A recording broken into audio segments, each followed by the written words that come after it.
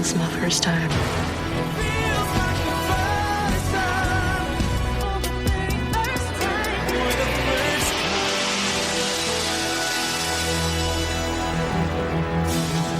First time.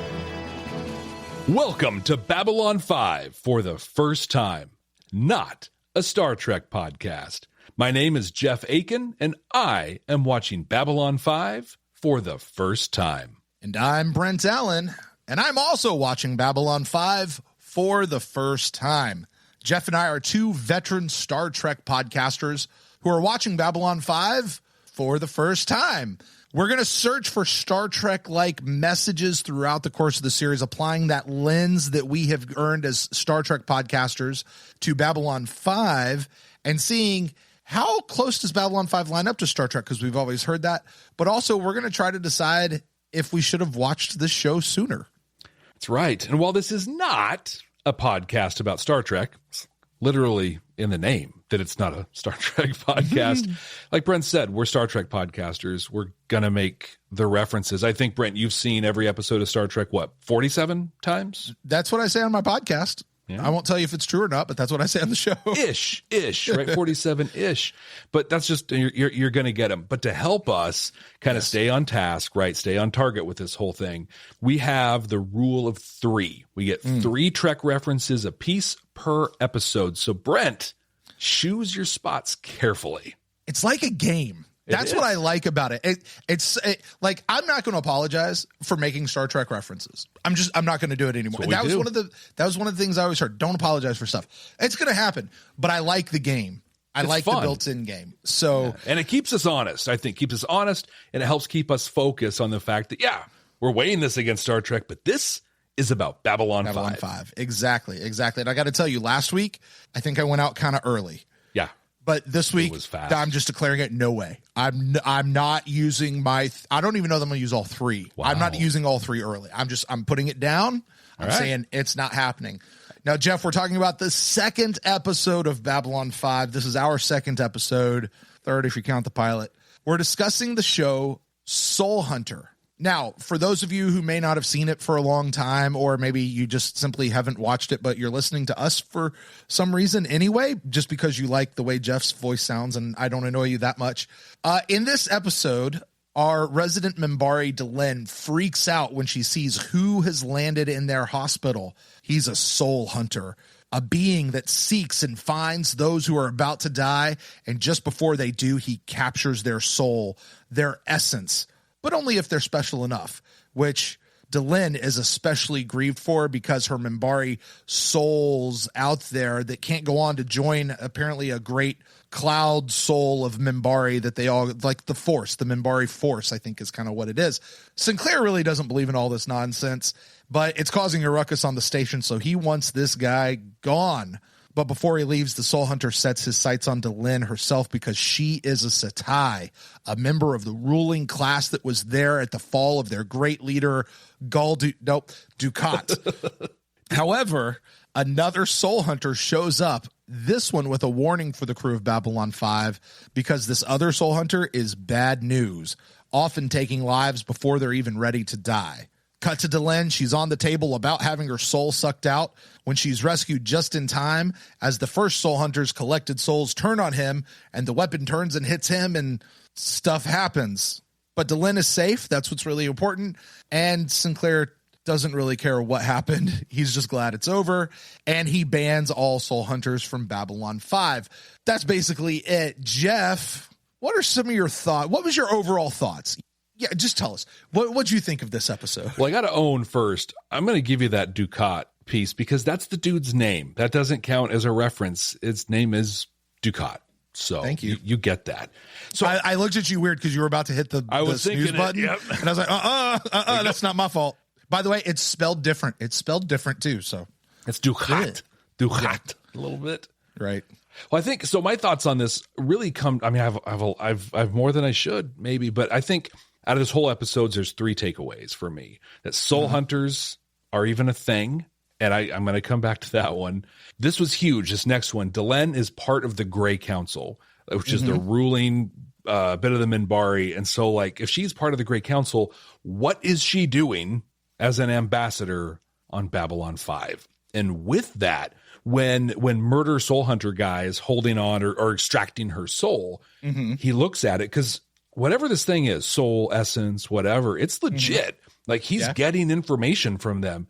And he looks at this and he's like, you planned such a thing? You'll do such a thing? So she's either done a thing or planned a thing that he thinks is absolutely incredible. My mind goes to what we saw in The Gathering and that stuff, right, between the Minbari and the Earth War that happened there, and that we'll probably see a connection.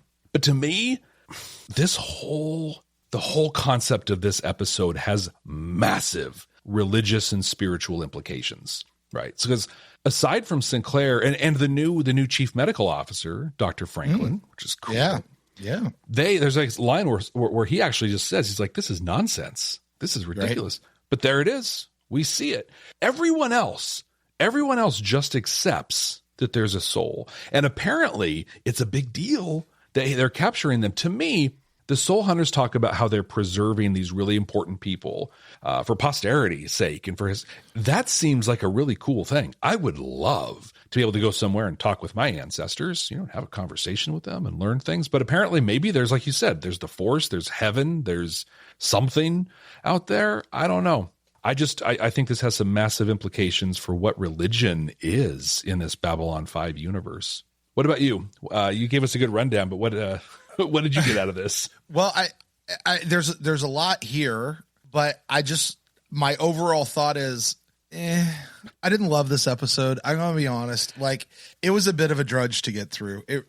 I still don't know what's really going on Babylon 5. Like, that's where I am right now. We're 2 episodes in, and I feel like I should know and understand more of what's happening than what I really do. And I like those listeners out there who've seen Babylon 5 and stuff. I'm sure they're like, oh, you have no idea.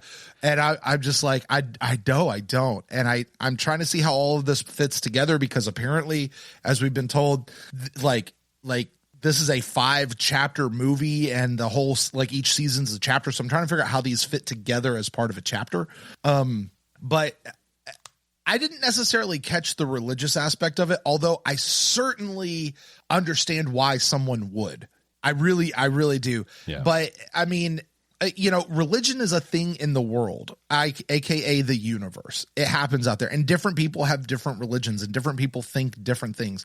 Whether or not that's actually what happens, not even other shows really answer that question. Like sci-fi in general, when it deals with religion, like it kind of says that it's all bogus, but it always leaves it open as a possibility. Yeah. Like every sci-fi show does that. Yeah, because they'll outright say it's nonsense, but then they'll also have a whole story about, well, maybe it's not. Yeah, exactly. And I mean, and this is not a Star Trek reference, because Stargate does it, and Star Wars also does it, and lots of other ones. I think The Expanse does it on some level. Battlestar Galactica does it. Like, they all do it, and there's always something to the religion.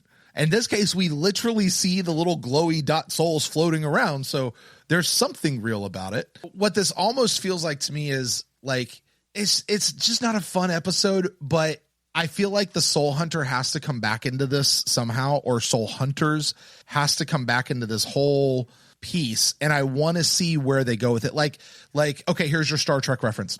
Do you remember when we first met Lwaxana Troi? Very well. It was not that Lwaxana was not the Lwaxana we got later on in the show. You know what I mean? Okay. Like that first episode, like she's mischievous, she's troublemaking, but she was kind of a jerk. Right. She wasn't playful, she wasn't flirty, she wasn't the gregarious, person.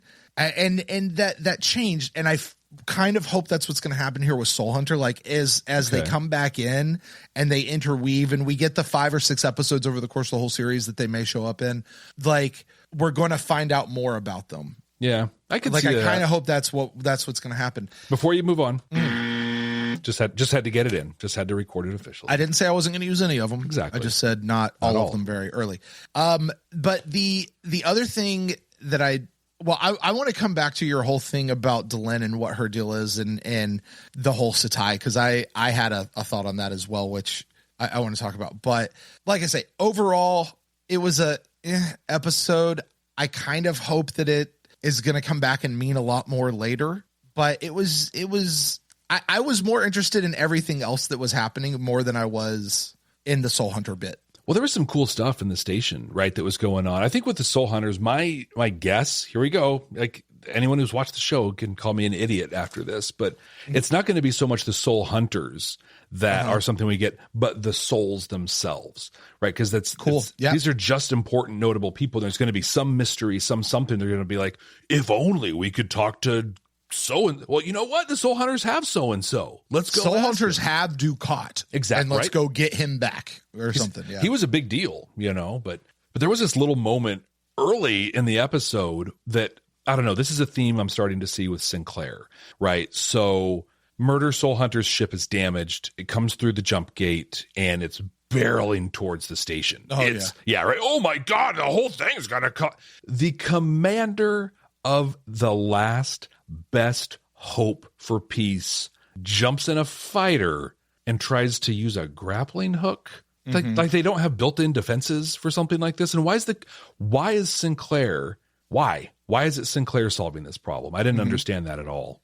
Well, I mean, and they did this in the last episode too. That when Sinclair wanted to disobey orders, he's going to go off on the off-ship mission. And no. Yeah. This is why you have other people. Like, he should not be the one going to do that. Like, I agree. It's almost obnoxious. I don't know. And this is a debate a lot of people have. But Captain Kirk would always there's mine. Kirk would always lead the away mission. Kirk would always go to the planet. It would Kirk. But what Kirk also did is he took teams with him. He took other people, and he would often open up the door for other people to do things. He wanted to be, the cowboy that rode in on the white horse and saved the day. He wanted to be that, but he also understood there's a team. I don't think Sinclair cares about his team at this point. We saw him, like you said, we saw him jump out to do the Raider thing before.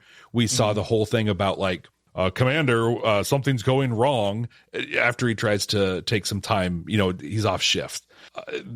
Where he's the one jumping out to grapple the Soul Hunter's ship. Dude, you have a massive station to command. You're the ambassador from Earth. How? Yeah. How do you have the time to do these things? Yeah. To me, that's just a hallmark of poor leadership. And I think it's also a hallmark of poor writing or budgetary writing. We can only afford so many actors, and you have the guy who's going to be Superman, the guy who's going to do it all, and frankly, he shouldn't be doing it all. And like, almost in a way, it takes you out of the show because it's, listen, it's unbelievable.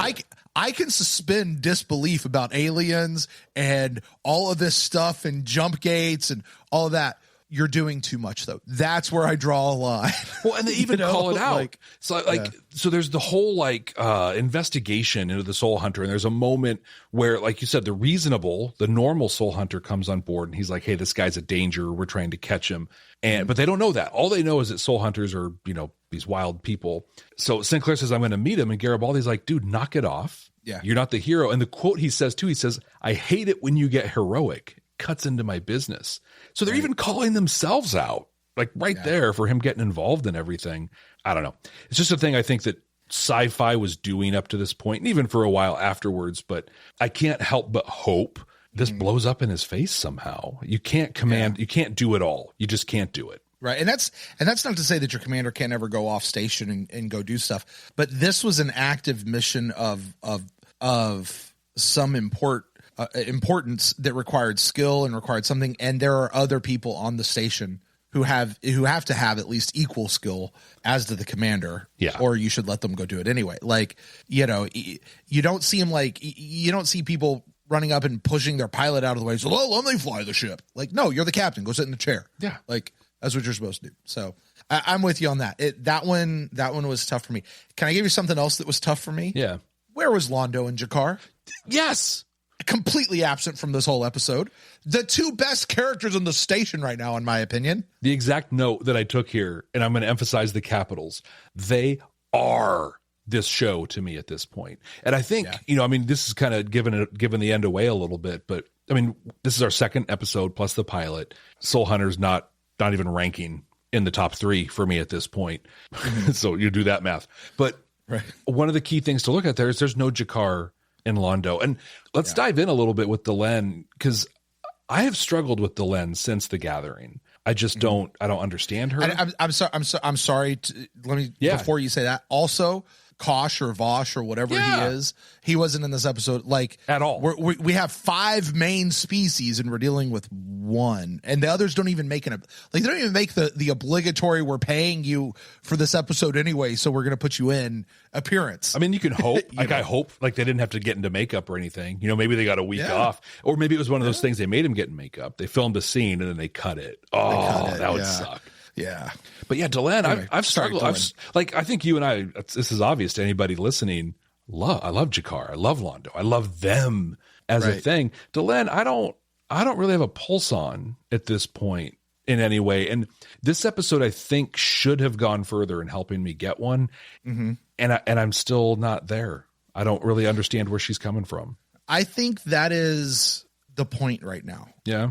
Because there is this overhanging mystery of the Minbari had Earth on its heels and then they just stopped. Gave up, yeah. And she almost seems like the elder statesman of the whole group.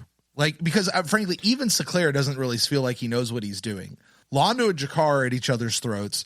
Kosh, who knows what's going on with him, but Delenn feels like she's kind of she's the adult. She's the grown up. Yeah. So there's something with her that I feel like we're not supposed to know just yet. Although I do hope we get to know her more as we go through.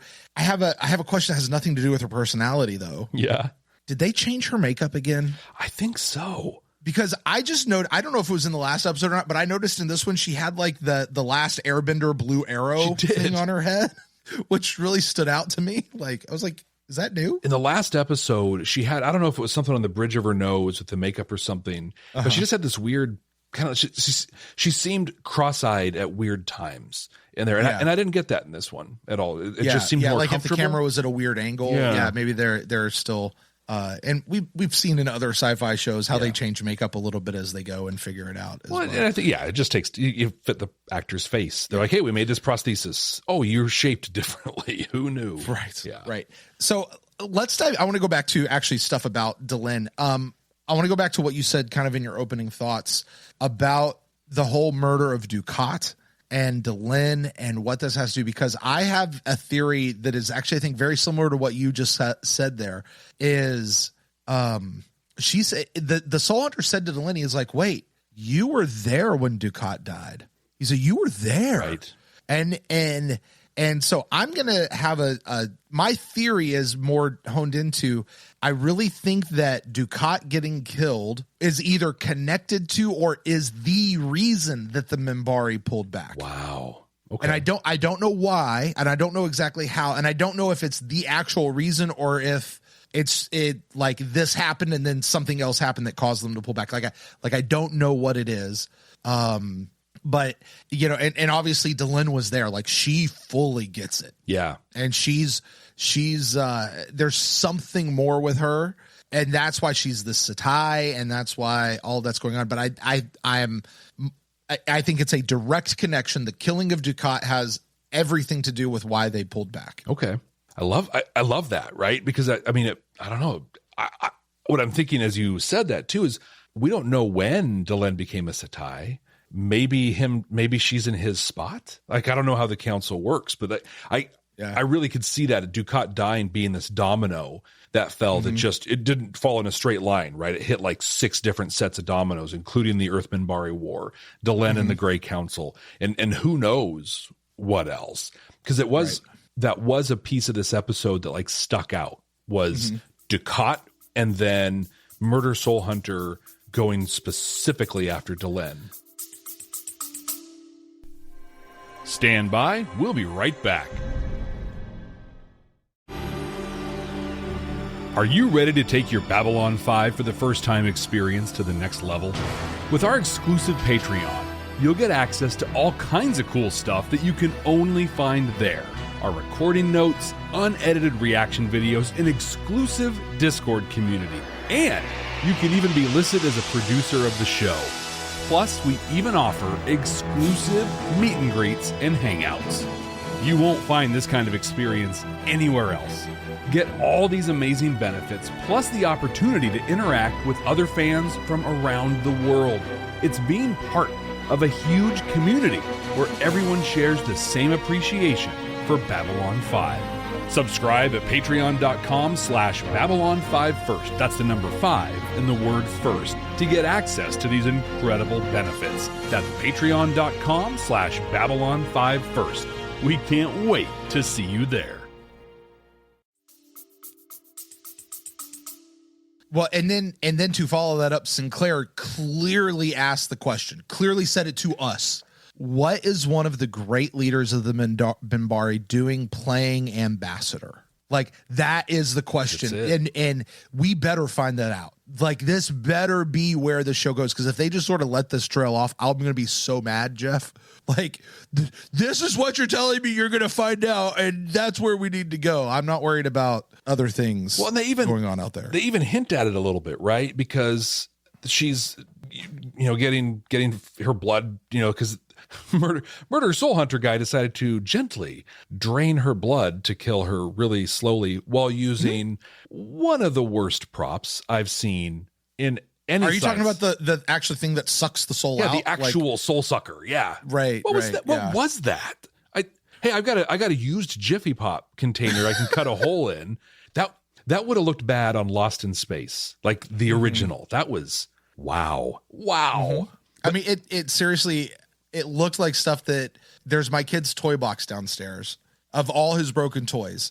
And they go in and they're going to like just glue crap together and cut pieces apart and come up with a ray gun. That's what it looked like. Paint it silver and then it's future or whatever. And like, it's so cool. I love because Sinclair takes him out and Sinclair takes him out by pointing the soul sucker at him. And I don't know, like I have to imagine that like the actor is like pushing that over and just being like, oh my God, I look like an idiot. This is the worst thing.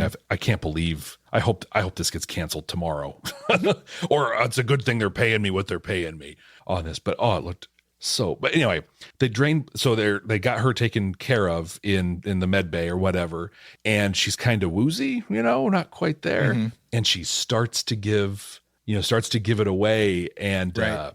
And Sinclair asked the question, and then she goes, passes out again. He's like, yeah, that's a sentence we'll never hear. What do you say? I'll bet you a year's salary. We'll never hear the end of that sentence.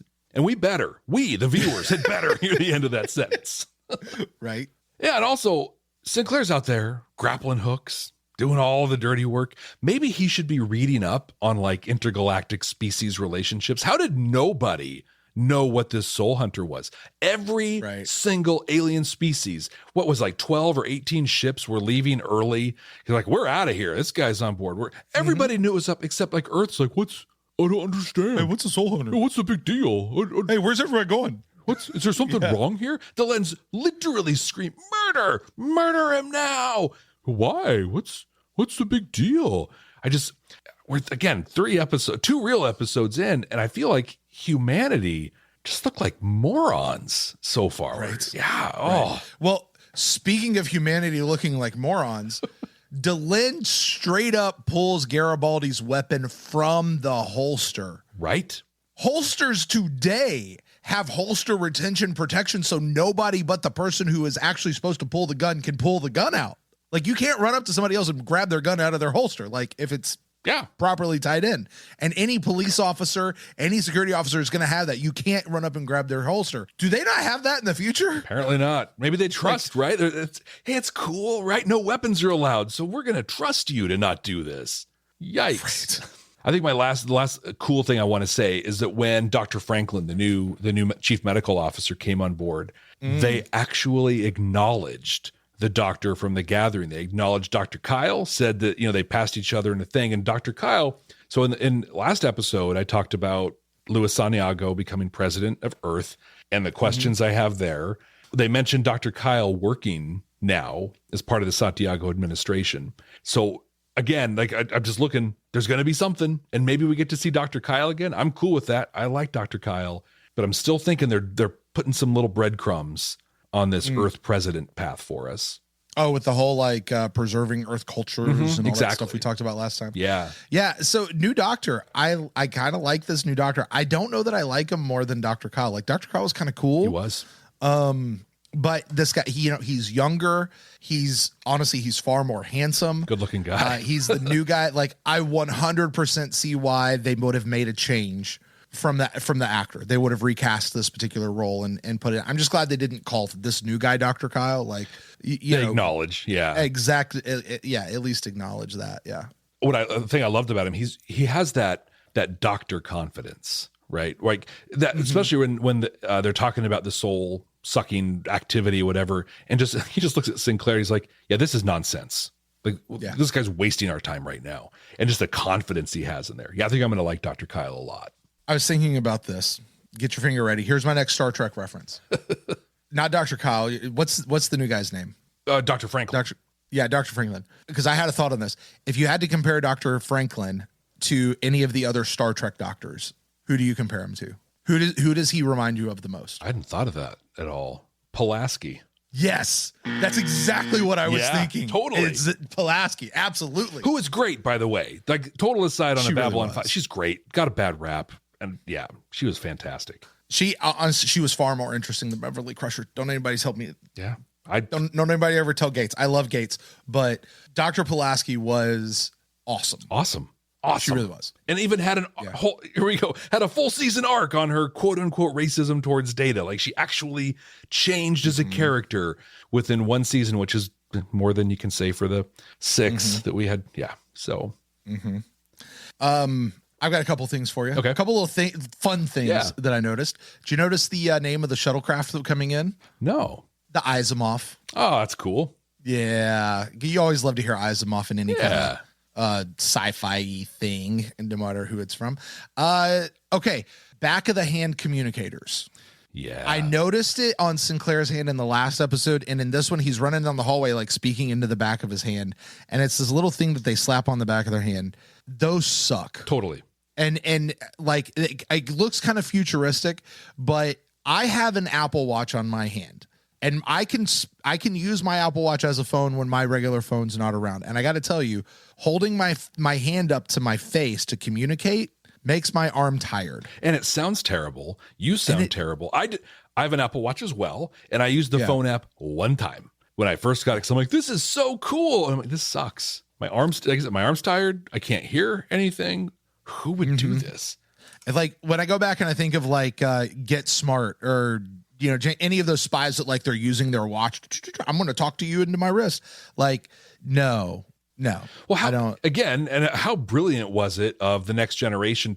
Yeah, but to put you're 2, right? Or 2 and 2. You're 2 and 2. Okay. It's hard. But I mean, just to put it on the chest. Oh my God. Yeah, it's brilliant. That might be the most meaningful innovation out of the Next Generation, and it really is. Yeah, it really is. Although I got to tell you, I have a comm badge, a Next Generation comm badge that Bluetooths to my phone. Oh, that's awesome. And has a speaker and a microphone in it, and it's a functioning comm badge. It's horrible. Really? Yeah, you can. The sound quality is not any good. I'm not really sure that people, if you have other stuff happening around you, it picks up all that noise. It's cool. It's gimmicky, but it's not truly practical. And, let's just say in the future, those things get better. But the hand ones on the back, like, do you remember here comes my third one. And in Voyager and Deep Space Nine, each show had their own version of flashlights. Yes. That were like, one of them was like a box that was held in a hand, and that's how you used it. And like, no way, that doesn't work. And the other one was like a wrist strap, and you held your wrist up like you were doing a thing. And like, no, the most practical thing is do what we have today, which is a handle with a flashlight that you can just point. Yeah. Because holding it with your wrist up, you literally have eliminated your entire hand at that point. And no matter what you do with your hand, it's going in that direction. Like if I can't hold a flashlight in my hand, you know what? I can stick it in my neck and hold it that way. Or, under my arm while I'm trying to do something. And frankly, we have a quasi-military organization here, and we've all seen law enforcement or whatever with a, flashlight in one hand, a firearm in the other, and you put that thing on your wrist, and now one's pointing this way and the other's pointing that way. There's nothing good about that. No. Yeah. So anyway, stuff on the back of the hand. Yes, it looks cool, but I'm calling it out and just say in reality, it's not good. Yeah. I don't like it. Okay, last thing, Soul Hunter literally used the guard I'm injured trick to get out of his cell. Yep. Right. Really? Well, not only did he use it, but may God bless our favorite guest actor in so many things, William Morgan Shepherd, who is just, incredible. Oh yeah, that was the Soul Hunter. Yeah, in this one, he's right? incredible. Yeah. Wow, did they turn it's like, hey, here's your direction. I want you to take the appropriate level that you would play this guy at, turn that up by 10, and then turn it up a little bit more. Oh my God, it was hard to watch this guy go. It was rough. Right, that was rough. Right. I think we've hit that spot where we're gonna boil it all down and see if it has any of that Star Trek-y quality to it. Okay, we got to take away the buzzer because now we're there. Does it have a deep moral message to it, or is it holding up a mirror to society? Babylon 5 and Star Trek are basically the same thing. Like, is it that? Should we have watched this episode a lot sooner? What do you think? So, last week, I think that we had some pretty good back and forth about the Star Trek message that potentially was or wasn't in that one. Mm-hmm. This one, we really talk about a couple things. What kind of are our closing thoughts? Would we watch this again? And then we're going to rate it 0 to 5 deltas as to how Star Trek the episode was. In my opinion, I don't see any reason this episode could have or should have happened. This could have been a mention, a part, something else in another episode that, oh, by the way, there are these soul hunters, this thing happens. Could have been a B story or something. It wasn't enough to carry an episode. I've watched this episode now, preparing for this 3 times. And I'm sorry. Yeah. And in my opinion, I'll own the first 44 minutes because that's what we're doing for the podcast. That's 88 minutes of my life I'm never going to get back. And I feel like somebody owes me on that. But on a scale of 0 to 5 Star Trek messages, this one gets 0 deltas from me. What about you? I am willing to give this it's a first season episode that's just not very good. I hope it circles back and this one becomes more important later on. And you just go, it wasn't the greatest episode, but it was still important. It set some certain things up and did what we needed to. Maybe it doesn't. I don't know. Maybe this has 0 bearing going forward on anything else. Or maybe the only thing that we really learned here, the whole thing that we learned here was Delenn's a Satai. And that's the thing that's going to carry us through. Like we could have learned that. I didn't need a whole episode for that. I'm going to give it a 1 delta. Wow. Okay. Because I did find a Star Trek thing that I really liked. It was not what the show was going for. Okay. But if it was in Star Trek, it's absolutely what Star Trek would be going for. And here's what I want to say. Last week, I was pretty miffed at the idea that they replaced Commodore O, Takashima. Yep. They replaced a strong ethnic female character with the white chick. Although I love Ivanova. She's great. I just want to say that. She's like great. she is great. But she says in this particular episode, she says, I'm Russian. Now, in 1994, that's a big deal. Now, compare that to 1968 when Star Trek first introduced Chekhov as a Russian in the middle of the Cold War. In 1994, we get a Russian who's in a command position as the Cold War in real life is ending. And the Berlin Wall has felled. Yeah. I think at this point, the USSR is dissolving or is about to be dissolved. Like all of that stuff is happening. And we're taking a Russian and putting them in command, not, in that a trusted executive level position. Command. They're not the captain, but still they're right there. And they're much higher than what Chekhov was on the bridge of the Enterprise. And the fact that you put that there in 1994 to say Earth is going to come together and we're going to get past this crap that we're in right now in 1994. And we're going to be able to move forward and be in hope. I find hope and I find positive messages in that that is super Star Trek. I do not think that's what JMS was trying to write. I do not think that was a message he was, maybe he was, I don't know, but I don't think that that's really where he was going, but it's there anyway. And I really loved it. And it has nothing to do with the rest of the episode at all. It just was, which was some of the original, like the fact Uhura's on the bridge of the Starship Enterprise was, and the fact that Sulu was there as a pilot. It never was about those guys or about the fact that they're there, but the fact that they were there was important. And I feel that same way here about this. Other than that, I have nothing else about this episode that I think is important or that I think is Star Trek. So that's a great find. I give it the 1 Delta, and that's about what I can do. I don't need to see this episode ever again. Agreed. I'm okay. Yeah, I'm okay. I just got to double down on your find. I think it's a great one. I was a senior in high school in 1994. I lived through the falling of the Berlin Wall. My high school years was the end of the Cold War. It's very formative for me. And it was a big deal. We literally, like me and my generation, the target audience really for Babylon 5 at the time, our whole lives were built on Soviets are bad, Russians are bad, right? We had movies like Red Dawn and Ruskies and stuff like that eventually turned into Rocky 4. Yeah. If I can change, you can change. It was just, we needed those messages. Yeah. I think you're right. This is Babylon 5 making the Rocky speech. It is a great best hope for peace. Yeah, that's a good find. And I tell you that maybe JMS absolutely meant to do it that way. Yeah, that's great. So, well, I'm happy, very happy right now to put a stamp on Soul Hunter. We're done. We did it.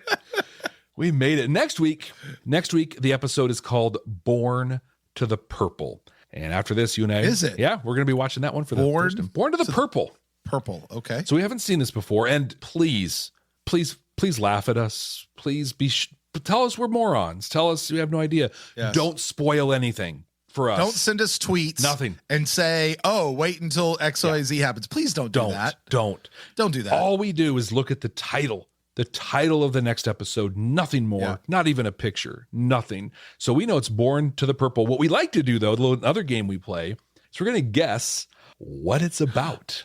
Oh, I forgot about this. Yeah. Okay. So what do you think, Brett? Born to the Purple. Born to the Purple. Okay, purple is a regal color. And so this is going to be like somebody's going to come on board the station. Somebody's going to come onto the station who is supposed to be like the next king of some world or queen of some world, the next ruler, and they don't want to be, and they're seeking asylum on the station. Okay, that sounds good. Something of that nature. My guess is we had heard a bit about the Minbari caste system a little while ago. I think this is going to be similar, almost similar to what you're saying, but I think purple might be a designation for a caste within that society, and it might be someone born to a caste who's trying to break out of that in some way. We shall see, and we'll find out right here on Babylon 5 for the first time. Not a Star Trek podcast. Thank you so much, everybody, for joining us. Don't forget to subscribe wherever you get your podcasts. And hey, even if you're not listening on Apple Podcasts, why don't you drop by, leave us a rating and review? That'd be fantastic. And also, you can follow us on Twitter at Babylon First. So in the meantime, remember to be good, be well, and live long. Jeff! Oh my gosh. Not a Star Trek podcast. I'm going to get it eventually. It's my first time.